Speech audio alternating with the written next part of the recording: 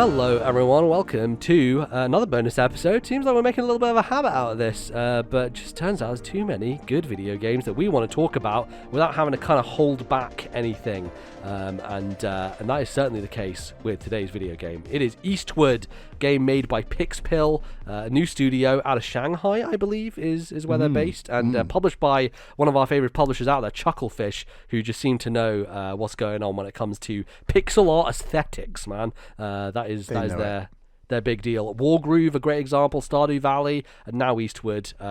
Absolutely knocking it out of the park. And Bally, you just finished Eastward. Just finished Eastward. Yes. Yeah. It's how are you feeling about it? Haven't finished it. I'm very happy with most things. Like very happy with the vibes, the design, the world. I really like the overarching narrative. And when you think about the narrative in terms of like, it's when you start trying to think about specifics and you start trying to apply like a lot of reason to why things happen, and you're trying to clarify, how did that happen or did this happen? And I won't lie that there are probably like 3 or 4 story beats that I just really would have loved clarity. And it's unclear to me whether Pixpill want it to be quite as amorphous as it is in aspects, or whether there is an actual through line through the story, but they just decided to make it more vague on purpose. It's quite hard to tell either way, but I just wanted a couple more story beats that are just very clear as to this is actually what happened. And there's a lot of storytelling that is done often without even character dialogue, and it's just events happening on the screen and you trying to work out and trying to put the bits together. Yes. And in a similar way to Earthbound, I think that like the overarching themes and the characters and the themes that it plays on are really cool, and I love all of it. But I just wanted maybe a couple more clear story beats, especially near the end, to just kind of clarify what the hell is happening in this world. Yeah. And that's also where the complete vacuum of spoiler discussions on the internet has kind of left me feeling a bit, oh god, I need to find out more about like this world and everything, because I'm really intrigued. I'm just going on Reddit now and reading people's theories in Reddit. Exactly. And if there's a sequel where this crazy story continues and these characters pick up where they left off, I'd love that as well. I don't know if there will be, who knows, but even for what it is, like I really did enjoy it, like start to finish. Yeah, for sure. And I definitely kind of expected that to happen for you, just knowing the way that you like storytelling done. It leaves a lot of stuff unexplained, right? Like, I think Solomon is maybe the best example of this, of like, Solomon is a character who you see as a child, as an adult, and presumably an old person who has died because Right, I just thought they were like 3 different characters called Solomon. Yeah, I don't think so. I think it's a lot of playing with time, which the game does. Obviously, Esther City in the end of it with the time looping stuff going on, the very much Groundhog Day narrative that happens there. But I think it's the game. A lot of it is about death and rebirth, right? And that's kind of what the idea of the entire world is, of it being destroyed and then remade again. It's kind of a theme that runs throughout it, and that makes sense in terms of like the journey of a life. And so you kind of see, I think a lot of it is supposed to be thematic as opposed to make logical sense, because again, there's not a lot of logical sense throughout Eastward. A lot of it is just surrealist and kind of, you go on a fucking train with monkeys who are making movies, right? Like there's a lot of nonsensical and weird and wacky characters you meet that don't really cohere in a sense that a traditional story does. And I don't mind all that. It's when there are very serious beats about all the stuff that happens to Alva, and then I feel like her storyline kind of ended with, you see a room full of Alvas, it looks like, right? Yeah. It's like, right, so are they all born from Alva and they're part of the project to remake the world? And I think that's more so for that stuff in particular. When it came to Isabel and her relationship with Alva, that to me felt more like a character beat on Isabel's part, of the idea that she is a protector. She's a person who wants to make sure that her lover is the person who's going to survive and doesn't like. There are certain movies and stuff like that play. There's a Marvel What If episode that I know you haven't seen yet that is kind of similar to this, that plays with Doctor Strange and his love interest and him repeatedly trying to save her and being unable to. Like, it feels like it's that kind of idea where she is like, now that there are hundreds of her, she'll be safe forever, or some. It's kind of like a fucked up logic that I think speaks more towards Isabel's character than it does towards like what's the theory of why there are all these Alvas. And I think part of that is like, it can be explained away by all the factories and people. The idea of the first town you go to, I forget the name of it now, but that gets wiped off the map. But the idea is the factory is just going to remake all those people, or at least new people are going to be created and then repopulate the space. And people will not even know that had happened, right? That's kind of what's going on in terms of how it's able to happen. But I guess for me, I don't care as much about the specifics, because I, again, am very much more in this for themes. Very similar to how Earthbound handles things, where it's a bit of a goofy world that none of it really coheres together. But at the end of the day, a lot of the thematic through line is what carries it for me as a kind of a piece that I really enjoy. I don't think Earthbound plays on specifics as much as this game does. No, you're right. This game is far more overt with its narrative because of its investment in characters, right? Like Sam and Alva and Isabel get a lot of time, especially in the middle of the game in New Dam City, and so I totally understand a bit of that disconnect, because they do. You're right. They do focus on it. There's quite strongly. Really cool moment near the end of New Dam City where that Sam obviously has like this dual, sense of self. Like there's Sam and Mother. Mother's like the red hair evil character. Sam's the kind of which I do like that. Like it's a very overt, direct reference to Earthbound with the Mother series, right? Oh, of course, right. Yeah. But there's a moment where Isabel pulls her blade on Sam, like threatening her. Do you remember this? And I think so. Yeah. And basically, at that point, you don't know that Isabel is like, quote unquote, a baddie villain, wants to see the world, reformed, this sort of thing, like you find out at the end. So at that moment in time, you're thinking that Isabel's a good person trying to kill Mother, as it were. And that's the impression I had, at least. At that point, you're like, right, Isabel's pulling that sword on Sam because they think Mother is evil and wants to end all this, world cycling itself or whatever. But in reality, that might have been Isabel actually trying to kill Sam because Sam was standing up against Mother, Yeah, I guess, what did you come out thinking Isabel's kind of perspective was at the end? Like, where she was? That she would do anything to protect Alva, and that by the end she actually agreed with the Solomon Mother logic of let's recycle this world. She'd kind of like gone over the top almost, like she'd to an extent. I mean, she might have gone over the top already, but maybe Alva, and it's not really clear what happens to Alva. She's injured severely by the miasma is what I perceived it as. I could be wrong, but maybe Isabel turned when Alva became unwell, or maybe Isabel was like that the whole time. You get the impression she probably turned when Alva became unwell, but I could be wrong, and I do like that we can have that discussion. You're right. I do like an overt story, but I do like aspects that they did leave up for debate.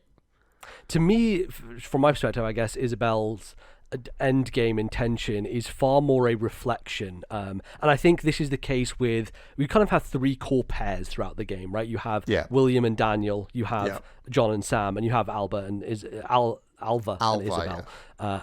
And for me, I think those, William and Daniel and Alva and Isabel are kind of reflections for John and Sam in terms of what would you do to save the person that you love, right? Like to what extent, how far would you go in order for that to be the case? And I think Isabel is a reflection of that going too far, right? Like by the end, she kind of loses reason. And I think it's less to do with, it's more to me like an Anakin to Vader situation of like, how far would you go, becoming the Dark Lord because you want to bring someone back to life, right? Like that's the perspective I think Isabel has, the almost Anakin, like going over the top with it. And you can, what do you think happened to Alva? I think she died, and this kind of like fucked up reflection of her being cloned is just like Isabel trying to cling to something that isn't really there anymore, right? I think who she was is gone, and she probably isn't actually alive anymore, and it's almost like a, I guess, zombie kind of situation or something along those lines. Yeah, because she's clearly like not actually dead when no. She's pulled from the factory. She's unconscious because you can go into her bedroom in New Dam City and she's there, like she's recovering, there. and you know, it is a generally, while it's a very dark game, I was still of the opinion, well, Alva's going to come back and something's going to happen, and then the fact that the game goes the opposite direction, I thought was very cool. Yeah, it's definitely again, these two pairs, William and Daniel, Alva and Isabel, are opposite reflections of Sam and John for me, where Isabel goes too far and William goes too far in the other direction, where he abandons his son, right? And I think that's it's a really a thing that I didn't realize until quite late in the game, that the person they talk about when you're in the opening town, the person who's left, who has gone up to the surface, who everyone talks about and is like, oh, he thought that there was this crazy thing up there, and he thought that the world was out there, which everyone shuns him for. He is obviously the father of that kid you help at the beginning, Daniel, and that's why the robot is called Daniel, because he had abandoned his actual son, and so he's... Sorry, remind me, there's a kid at the start of the game called Daniel. Called Daniel, yeah, and Daniel is... William's you son. help him, you and Sam go on an adventure, like, it's one of the first mini dungeons you do, is you go to the school, and in the school, the bullies have, like, been... And he's got the distinctive green hair, and you should be able to put the two together. Yeah, I didn't put those together. Yes. And you're right, at the very end of the game, William is with Daniel again in New Dam City, right? Yep, exactly. Yeah, very cool.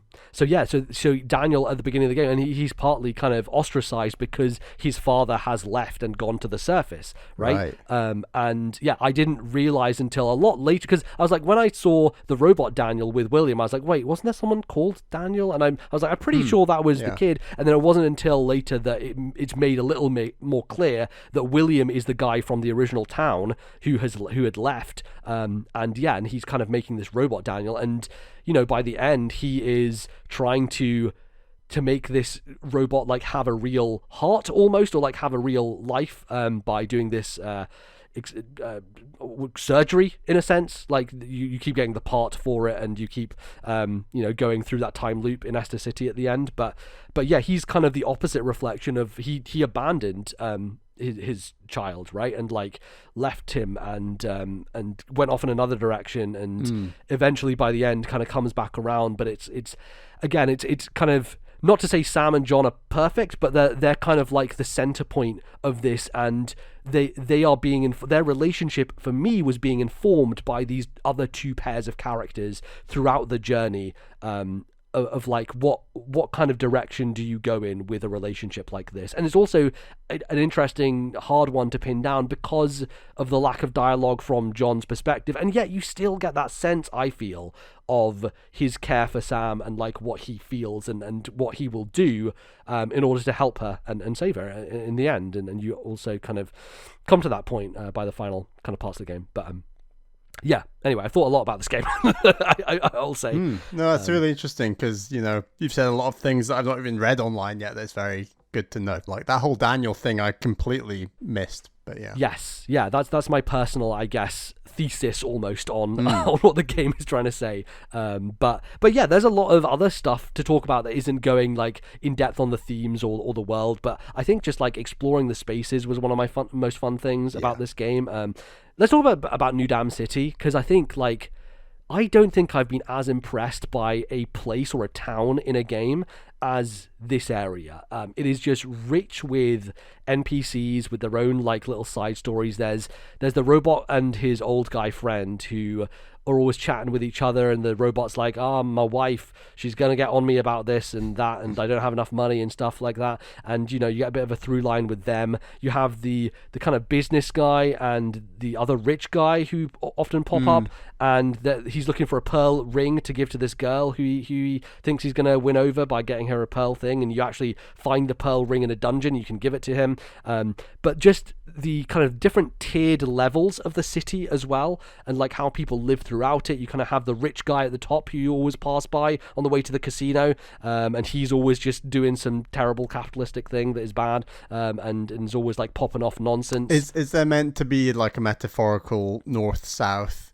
The further south you get, the more impoverished it is, and like I'm pretty sure, yeah. Like I mean, the very top of the city is like this golden casino on the hill kind of thing, right? It's a well-worn trope, but it works. Yeah. And I think it definitely is reflected here in the space, especially when you get down to the docks and the sewers, which is the furthest down, but also the deepest and most impoverished part of the city. I think that probably makes a lot of sense. But just I mean the way in which you have to traverse down these set of like metal stairs with the giant fan in order to get from the top to the next segment is also kind of, I guess, reflective of that kind of disparity, right? This large, huge gap between even, I guess, the middle class people and the people who live on top. So right. Yeah, there's definitely that distinction there. But just as a space to explore, I thought it was so much fun. I really enjoyed New Dam City and what you do there.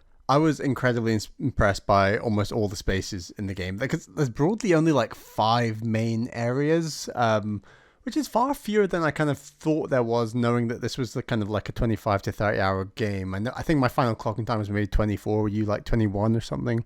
So, yeah, I think you actually were 25 according to the Switch 25 in-game right. timer. So yeah. So I was expecting there to be more spaces, but I'm totally satisfied with what I saw, because I said this before, like every single area genuinely felt like comfortable and felt like home and felt familiar, and the game does a good job of it kind of forces you to explore every aspect of the town, even though there are further places to explore. Like when you first arrive in the town, it's like, oh my god, this city is huge, how am I going to find all these places? And then you realize it's not actually that big, and also it's manageable, and then by the time you're familiar with it, actually you feel more fulfilled as the player, because you've just kind of experienced like a lot of story, and all of a sudden this city that you are now leaving for the 4th location has like its own sense of history and place, and especially it's been built up to a lot, right? Been like built up. You talk about, or people talk about Esther City throughout the game to the point where you're like, okay, I will end up going there, right, by the end. But there's always this sense of mystery and expectation built up around it because of the characters talking about it before you get there. Yeah, and the kitchen and the bedrooms you spend time in the New Dam City with Isabel and Alva and Sam. Well, you're playing as John and Sam, like the 4 of you, and when Lee is there trying all his dishes and things, like you keep going back to that spot, almost like a kind of like a sitcom in a weird way, where you're always going back to that spot, and it feels so familiar that then when you leave it, and I think they actually flash that, like it's either in the credits or like some story beat at the end, they flash back that like kitchen setting, and it's like, geez, it's like watching like 12 seasons of Friends, and then 5 years later looking back at the main setting they're in or something. Like it's this weird, like, oh my god, all the experiences we've had in that little area and the fun and games and adventures we've been on in that area, and now we're kind of beyond this, and oh my god, I'm in this like sword fight with my frying pan against Isabel. Right. Like, I didn't think it would come to this kind of feeling, and I think the game plays on that whole idea of family and purpose and making these cities feel like spaces that you do want to live in, and then links that to the story in quite a meaningful way that I didn't think the game was going to go for at all. Yeah, I think found family is definitely like a strong theme here as well. When you think about like the relationship between these characters, William and Robot Daniel are not directly related. Neither are John and Sam, and Isabel and Alva as well. Like it's very much this kind of almost home. I know what you mean. Like it feels like you get someplace and it becomes the place that you feel is your center and where you belong and where those characters belong, and then you kind of go somewhere else and that feels like it, and then you go somewhere else and that feels like it. And I think after New Dam City, because you spend so much time there, that really does feel like the centerpiece of the game and like the place that is their actual home, because of the characters there and all the stuff. It's easily over a third of the game, and close to half, maybe. I don't know. It depends how long you spend there, but yeah, you're right. It's definitely a place, and I totally understand why. Because if you spent years and years making this pixel art like incredible the thing. Ridiculous. Like, oh my god. It's absurd. It is just, New Dam City is dripping. And the thing I love about it as well is the way they change the mood and the tone of the place just through the lighting that they apply to that space of, like, sometimes rain, sometimes it's like evening and there's a glow, and especially near the end point of when you leave New Dam City and it really feels like it's not home anymore, because everyone's leaving, everything is empty and abandoned, and you're leaving people behind, but there's not much there for you anymore. But there's like these grey clouds, the rain, the fact that they combine the streets being empty with the change in lighting and mood is done so well, where these spaces that once felt like so alive, felt like home, felt like family, are all of a sudden like things are kind of falling apart a bit, and now we're moving on kind of feeling that just makes you feel a bit icky inside, but in a way that they obviously want to evoke. Yeah, for sure. Like there is that sense of because the people were more important than the space, which is always the case, right? But like still the space and the place being empty has that kind of hollow feeling to it now that everyone has left it. It feels like it's time to move on, you know? It's not like, because I think it would have been harder, or like it would have been different had John and Sam gone to a new location, if the status quo had stayed the same, but because things had changed so much, it felt right to move on, and it felt almost wrong to stay, if you know what I mean. So very, very cool place generally. Maybe let's go back to like Greenberg in the beginning of the game, because I think that for me was when I first started to really be like, oh, this is special. Like, this is really a thing that I wasn't expecting. And when you burst out of the underground and you're in the sunlight and you meet this town, and I just love the three old ladies who are there, who are like, oh, hey, we're gonna fucking try and get you married to this random guy, and it felt very like real of a a family dynamic, like a town family dynamic in a way. They're very proud of their town. They want you to be a part of that town. The town itself just looks fantastic. It's in this like gorgeous looking forest with like these rivers running by it. I just thought all the lighting and stuff around that pixel design just looked incredible. And then you've got this character, is it Yuva, who's the woman interested in John? Yes, I think so. I can't remember. What the hell happened with her story? Like, so it's implied that she is wiped away with the miasma when you leave Greenberg, and the way that Esther City kept being described as, what is it? It's like almost there's something, the Eternal City or something. There was something about Esther City. I predicted there was going to be all the characters that have died are going to come back in Esther City, and it was going to be a happy clappy ending. And wow, was I wrong? But I definitely thought there was going to be something with this character Yuva, because she reappears in multiple dreams of John's, I want to say, or like they're supposedly dreams, or at least cutscenes between chapters. And I don't know. I was surprised that she was very keen on John, and then she dies very suddenly, and then he kind of thinks about her, and then it doesn't really lead to anything that I'm aware of, and what were we meant to gain from kind of her interaction with John.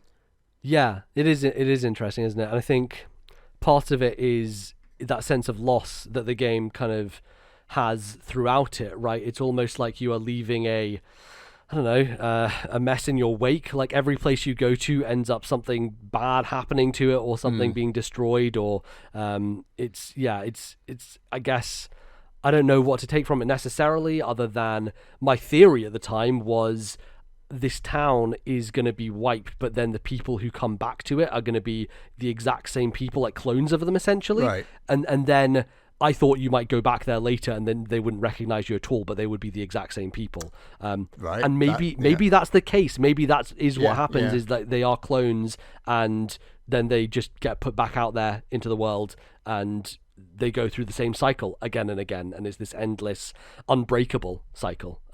Of course, until you break it at the very end of the game, because that's what happens. But, so you ultimately break the miasma. Is that what you think? Like, I guess, right? The implication of the final ending with the bright kind of everything submerged with the water and the train still going, and obviously a version of Sam who is clearly like a different person, but still the same person, you know, who is like grown up or whatever, and is re-meeting John again for the first time. It's also like this. It's this leafy world they're in now. Like yes, it's totally. It's like that leafiness was held back before in some way, or I don't know. Yeah, I think that's the case, right? Is you kind of just make the world back to what it should be without that in the way, and I think that's kind of probably what it was meant to be. So I'm not sure. What other places you want to talk about? Shall we go to Monk Hollywood? Is that what? Sure. It's called? Monk Hollywood. I think all the story beats we've been talking about would probably be more or less the same without this part of the game, but I still absolutely loved this part of the game because I think it mechanically does. It's almost like a reprise that you need after the downer that is the end of the New Dam City section. Yeah, and you know? it's kind of got the looping timeline, at least time loops to a degree before you actually get to Esther City. So like there it is already implied that like stuff is getting trippy, and I just love that they mix in like these little action areas where you're like shooting and you're on a set. Like the only other reference I can think of where there's like film sets and they play with these ideas was actually like Luigi's Mansion 3. There's that floor where it's all based on film sets. And I just think the idea of putting film sets into video games, where video games are obviously their own medium and films are a very specific medium, but then you can portray cinematics within a film in a game, and then to be sort of see behind the curtain on that kind of stuff. And they kind of play with these ideas, the idea that John is in these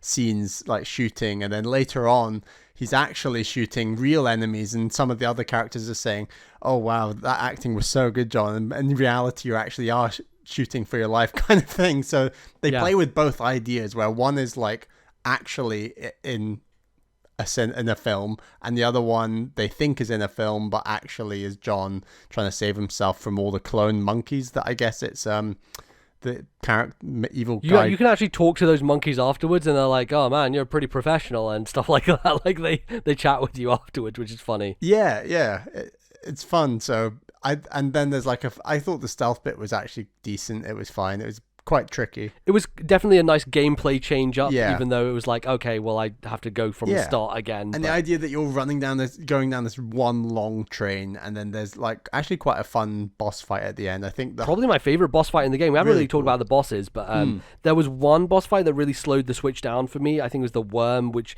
hits the car and you can blow that one up. That one chugged quite a bit. It was after the section where you are on the car on the water, and you have to do the like. That was weird and fun. Well, it was awesome. Like the almost minigame section where you're, controlling it down the river and just going super, super fast.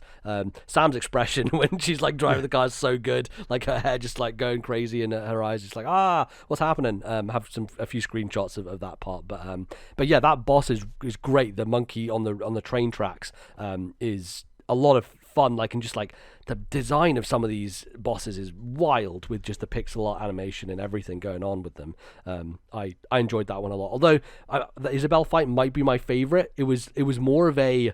It has to be my favorite. Isabelle fight has to be my favorite. It was just like learning the pattern and just making sure that you have it nailed down was just really satisfying. It's like a parry fight almost. It was just like ding, ding, ding, ding, and just like it was. And it's that thing of like, it's a brand new mechanic in a boss fight, which I personally don't mind. I know other people commenting on it can be done badly. It can be done badly. I personally like it when done well, and I thought it was done well enough. And yeah, I thought that was a really cool fight, because I was still like in a bit of a state of shock that Isabelle was like this pseudo enemy at the time, whatever. Like I thought that was all great. Yeah, and the fact that you've got a frying pan. Oh man, I love that. Her like what's the name of the sword I'm looking for? Like I don't know. It's just like an actual like samurai sword. Yeah. Katana, almost. Katana. There we go. Yeah. Very cool. The fact that your weapons throughout the game is like, oh hey John, that frying pan's a bit old. Here's a new one. That becomes. And they're like, oh no, here's a long one. It's just a big long pan now. That's your final pan upgrade, which I think is very funny. Yes. And and it is. I think a reflection of John as a character. This protective paternal figure. He's a survivor. In many senses, in the sense of like, using this as a weapon, but also it takes life but gives life, right? Like it's a source of nourishment to cook, but also you use it as a weapon. And I think that thematically just fits with the game very well. Yeah, that is John. Awesome. John is his frying pan, you know. Like, he is, and they make that clear. I love all that aspect, and it's very Last of Us, very Joel. That whole Joel is the survivor. He's the one who protects. He is, you know, this person, and. Yeah, although I think John's probably a much nicer person than Joel is generally. Probably. Yeah. We don't really know. He's not but, a mass murderer, but I'm going to assume.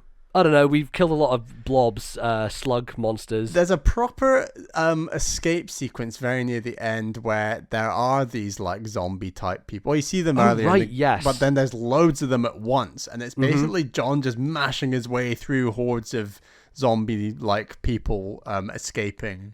This is where Sam is departed from you, as it were. But yes, and I was like, wow, they gotta get these Last of Us references in here or something like that. Yeah, I remember that sequence where the walls are like closing in on you, and you're just like running, and it's like, oh my god, this is it's crazy. It's really, really cool. A great set piece and just pretty adrenaline rush. But you really feel the absence of Sam in that section, and maybe we can talk about that a little bit. But like John and Sam as a pair together, just mechanically, but also like narratively, I think just works really nicely. And we kind of already talked about it on the main show, but I think Sam is like one of my favorite characters in a game in a long time.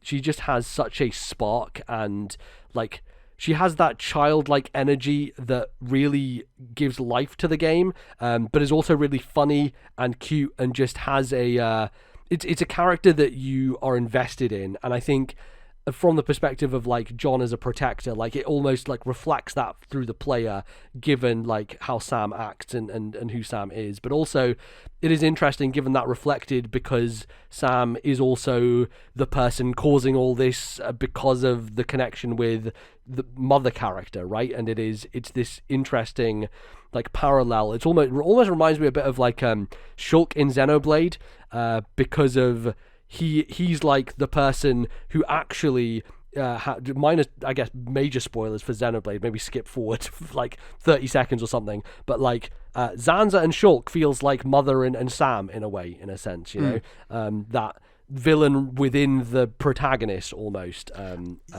having to deal with that internal kind of conflict, and like your identity is a separate person from this thing that you are supposed to be almost. You know? and I actually, obviously we've done the part of the Joel and Ellie comparison, but like one more Joel and Ellie comparison I'm surprised they didn't do it later in the game is this idea that someone realizing that Sam is connected to Mother and Mother is connected to all the miasma going on, and someone as a result wanting to take Sam from John, and from that as a result John then going on some sort of murderous rampage in the same Last of Us 1 spoilers obviously, if you've not heard it, well, you know what happens. I'm surprised they didn't do that kind of story beat where, you know, John goes into massive defender mode against these people trying to stop Sam because Sam is connected to Mother.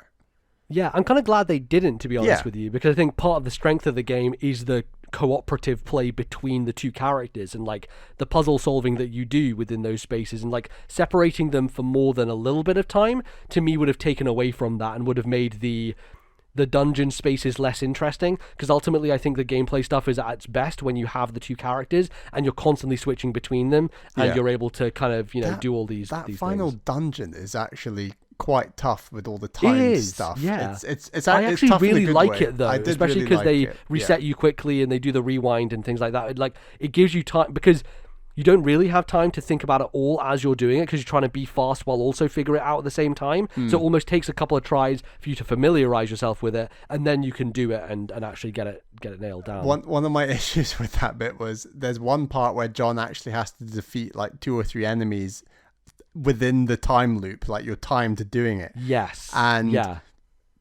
I died, well, I ran out of time, got reset, and even though the time keeps getting reset, the real world time that relates to like your ammo recharging with the robot charging up your ammo remains separate. So Oh, I would like run out of ammo, fail on that bit, and then have to like wait for my. that sounds like a bug to me because I'm pretty sure it gave me back my ammo every time it rewound me. Really? You might have just been unlucky in that mine section. didn't.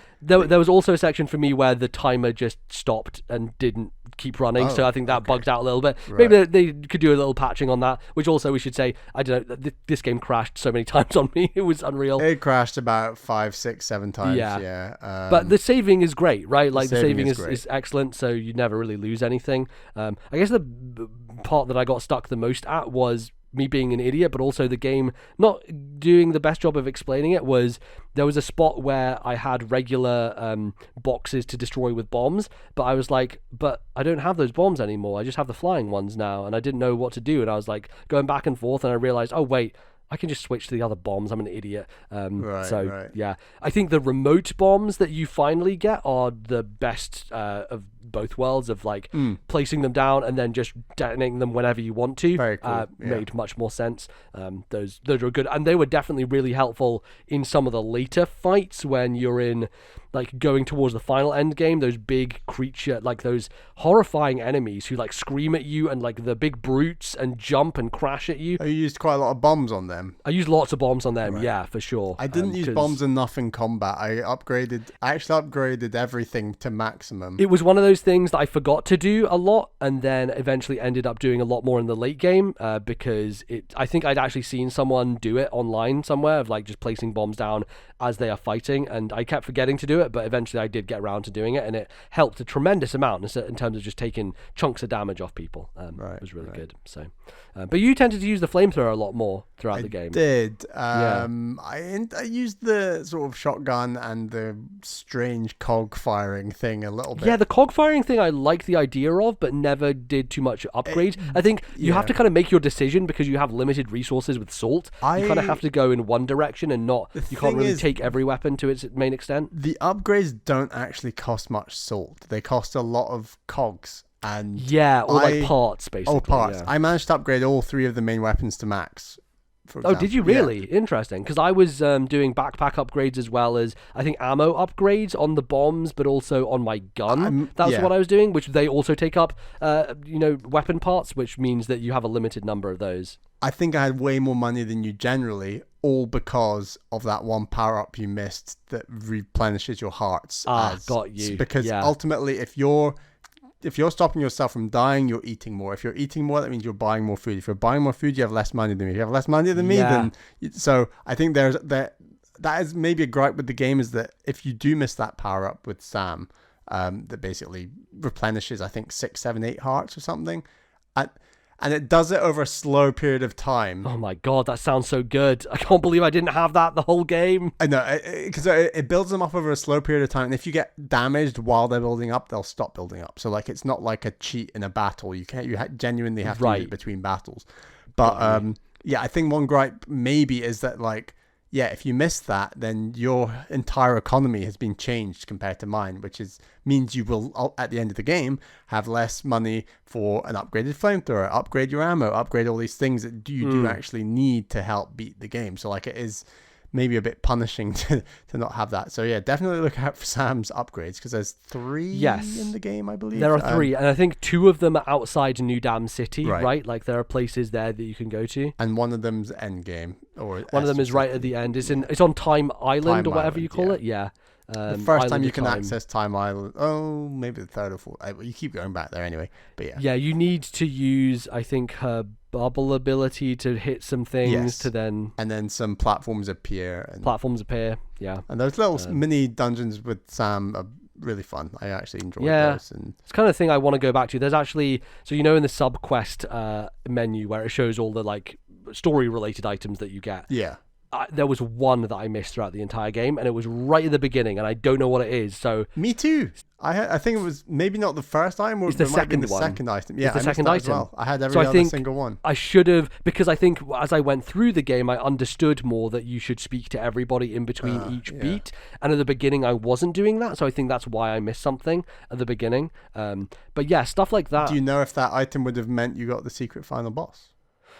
What? Apparently, there's a secret fight. Apparently, there's a secret final boss. What the really? Yeah. I had no idea. That's crazy. Okay. Well, I guess I do need to replay this game then in that case, because I would love to see that. Have you looked it up online? What is it? I just saw like a screenshot of what it looks like. I don't know its story links or anything. I wonder if that like sheds any light on some of the story stuff, because games tend to do that sometimes, right? Just be unsighted, and that has different stuff that happens in the story if you do the secret ending, you know, and reflects it in what happens. So yeah, I'd be interested in doing that. But I guess also I would like to spend a bit more time playing Earthborn, and I didn't spend a lot of time doing it, mainly because I was just so compelled by the main game. I'm surprised you didn't, because I know you like very traditional JRPGs, and I don't really in the same way, because I was a bit like, this seems like a slog. This is very much a twist on that. It's like an RPG that is a roguelike as well. It's basically Dragon Quest 3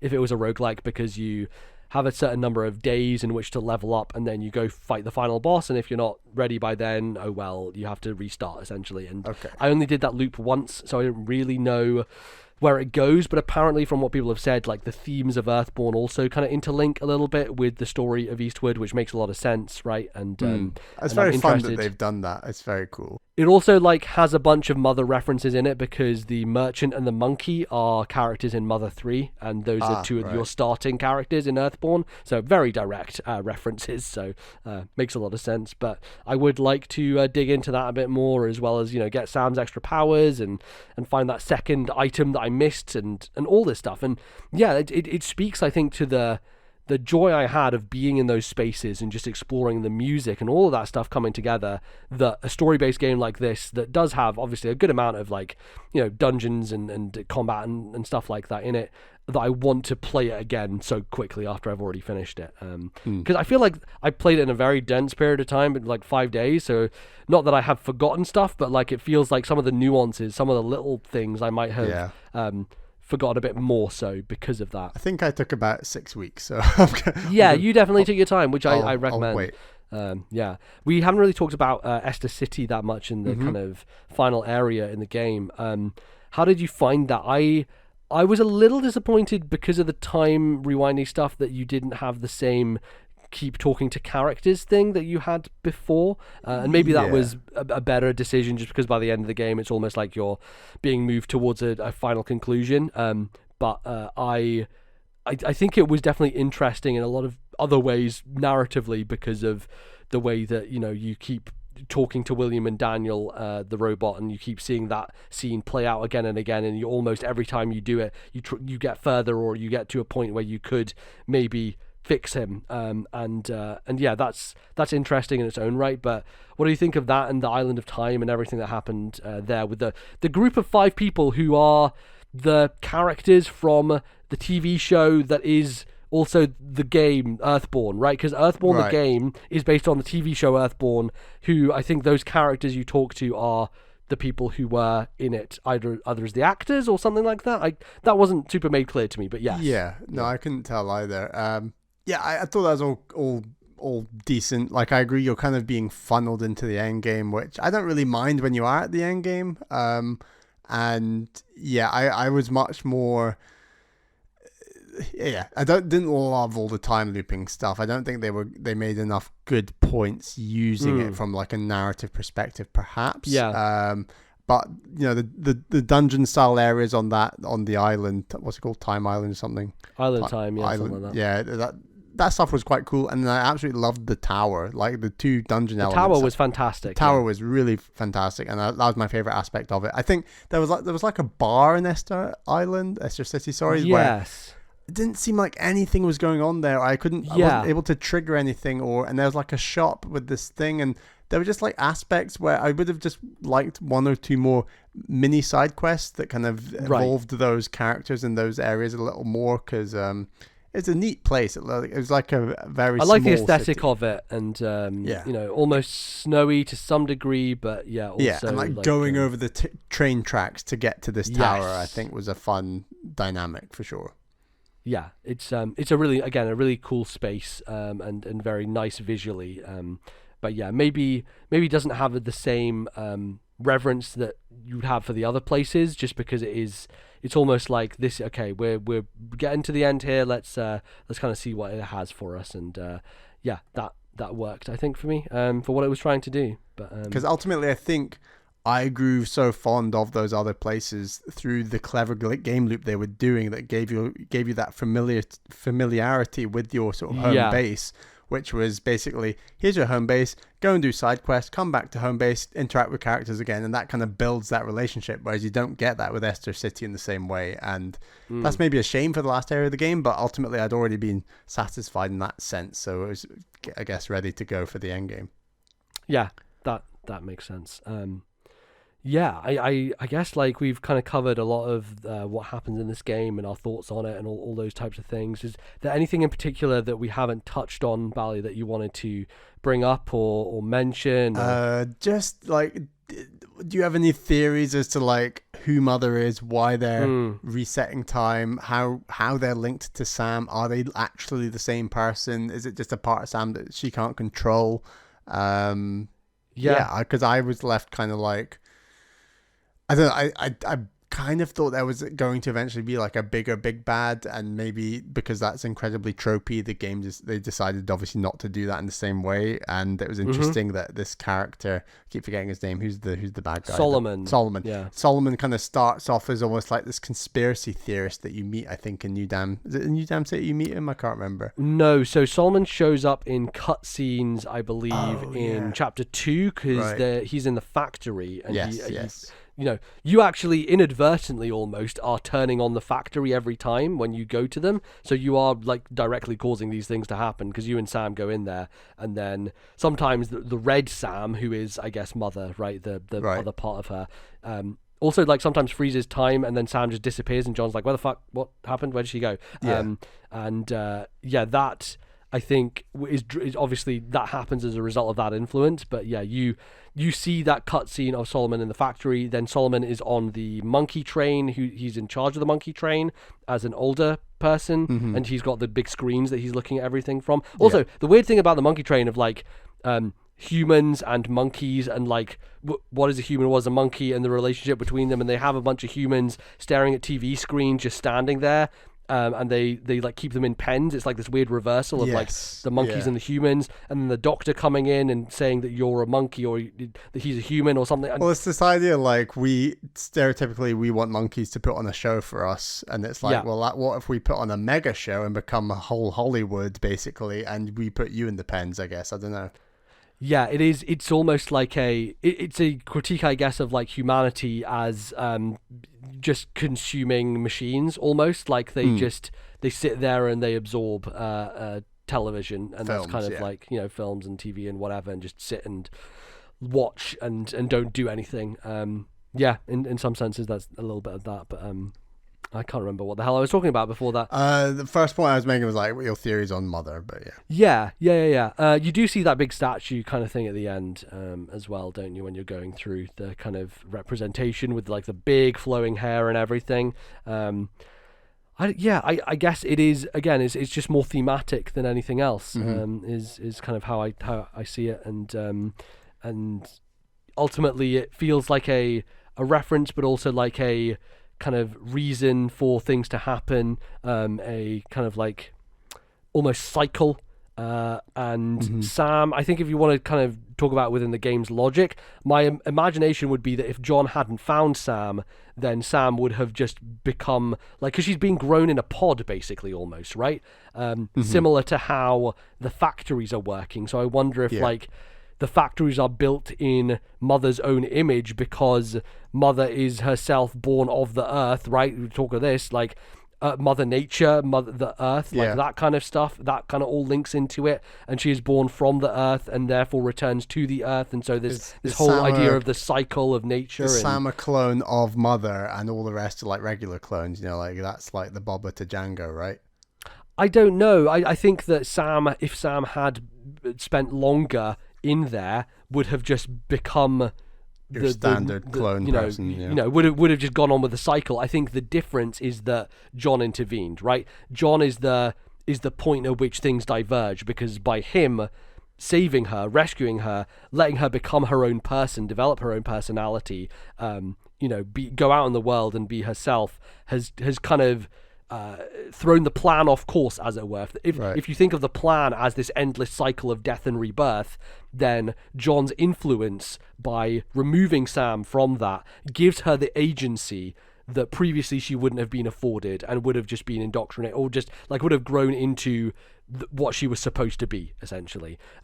So the game is also about that, right? Identity and personality and almost also other anime JRPG tropes of like fighting against your destiny, which I think works given the context of the game and the other stuff that it talks about. I'm willing to be all right with that, and games can do it well. I love Xenoblade, and that kind of does that thing as well, alongside all of its philosophical themes and stuff about religion and God and everything, which also this game kind of touches on in some ways too. So yeah. Anyway, Eastward, it's a game rich with possibility to discuss. I think that no one can really come out of it with the same interpretation. And so many possibilities to discuss, yet so few spoiler casts. I mean, it's totally. Yeah. And I do wonder if it is because honestly, it is a bit of a difficult game to talk about in a way, like, and really understand fully what is going on and like what any of it means and what you take away from it. But I think you can take. I've gained a lot from the game just by talking to you about the game. And I think others will gain that as well. Like, it's a very good game to be like, oh, I didn't spot that thing, or this nod to that, or that this links to that in this way. And there's a lot to kind of put together and parse, which I think is really fun in a similar way to Earthbound, to be honest. And I know we had a very good discussion about that game as well. For sure. Yeah. I love games like this because they invite those types of conversations, and everyone will take something different from it, and people might listen to what I've said or what you've said and think that's totally not what my interpretation was. But I think that's the great thing about it, is that you can come away from it with different thoughts on what everything meant, and what the game is trying to say. And ultimately I think that's why it's so special. Like, I alongside like all the other stuff, just the vibe, the tone, the atmosphere, like, it just creates such a great sense of place, and just a world that I really enjoyed existing in. And it feels good to run around and explore and talk to people and be in that place. So I really, really loved Eastward. If it wasn't apparent already from the fact that we're talking this deep about it. Also, shout out to the GameCube. There's a GameCube in this game. You messaged me. You're like, "Hey, I found the GameCube," and I was like, "I was waiting." You'll be rewarded for you spend the whole game just like literally standing still and just admiring some of like the pixel art and environments, and then if you are doing that throughout the game, you'll be rewarded and spot this GameCube because it's. So let's not reveal where it is. Let's just say but there's a GameCube somewhere in the game, and I was like, you could find oh, cool. It's like that. Can't be anything other than a GameCube. And it's so obviously a GameCube. I sent you a picture. It's great. I love it. Very I love cool. that. And very much again, honoring the Nintendo roots of the influence that this game clearly has. So fantastic. Great. Well, thanks, Bally, for chatting with me about Eastward. People, if you haven't played it and you listen to this and now you want to play it, that's good. Hopefully we didn't spoil the whole thing for you and you do want to play it. But this is a game I recommend everyone check out at least, and find something from. I'm sure we'll talk about it at the end of the year, but obviously with fewer spoilers. Yeah, definitely. Thanks everyone for listening. We'll be back next time with a regular episode. Until then, we'll see you very soon. Bye-bye, folks.